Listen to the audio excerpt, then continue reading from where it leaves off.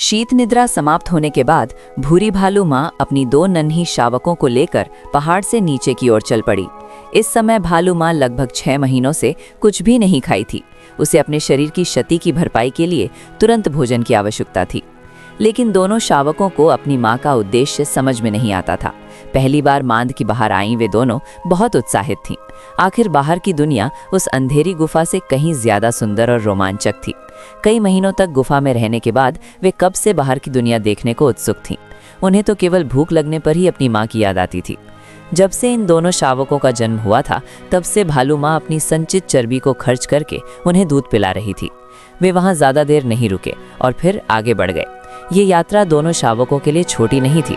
रास्ते में चलते हुए भालू माँ खाने योग्य कोई भी चीज नहीं छोड़ती थी। दीमकों का ये टीला इस साल उसका पहला भोजन बना। खेलती हुई दोनों शावक भी जिज्ञासावश अपनी माँ के पास आ गईं, लेकिन वे अभी दीमकों के काटने को सहन नहीं कर पा रही थीं। ये दीमकों का भोज भालू माँ के लिए सिर्फ एक हल्का नाश्ता था। वो जानती थी कि असली दावत तो पहाड़ के नीचे ही मिलेगी। समय तेजी से बीतता गया।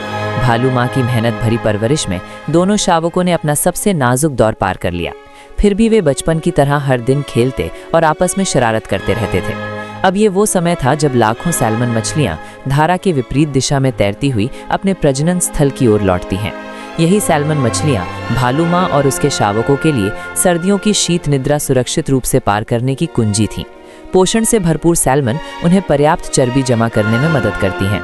हालांकि सैल्मन पकड़ना उतना आसान नहीं था जितना लगता है। इस समय वे अभी भी बहुत फुर्तीली थीं, लेकिन भालू माँ जानती थी कि उनका जीवन अब अंतिम चरण में है। जल्द ही उनकी गति धीमी पड़ जाएगी। कुछ सैल्मन हजारों किलोमीटर तैरकर केवल प्रजनन के लिए यहाँ तक पहुंची थीं और अपना जीवन चक्र पूरा करने के बाद यहीं अपनी अंतिम सांस लेती थीं। इसी अवधि में भालू परिवार ने पर्याप्त सैल्मन पकड़ ली और सर्दियों के लिए पर्याप्त चर्बी जमा कर ली। कुछ ही समय बाद सर्दी अपने समय पर आ पहुंची और आसमान से भारी बर्फ गिरने लगी। भालू माँ अपनी दोनों शावकों को लेकर फिर से पहाड़ की ओर चढ़ने लगी। वो इस कठोर सर्दी को बिताने के लिए एक उपयुक्त गुफा की तलाश करने वाली थी।